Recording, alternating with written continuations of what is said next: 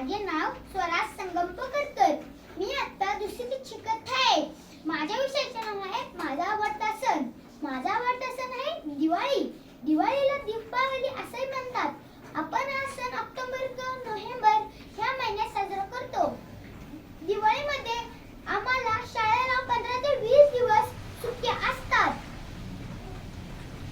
म्हणून मला हा सण खूप आवडतो. दिवाळीमध्ये मी माझ्या घराबाहेर एक छोटासा किल्ला बनवतो. त्यावर शिवाजी महाराज ठेवतो व सैनिक ठेवतो. म्हणून मला हा सण खूप आवडतो. दिवाळीमध्ये मी आणि माझी बहीण आम्ही दोघे मिळून आकाशकंदील बनवतो.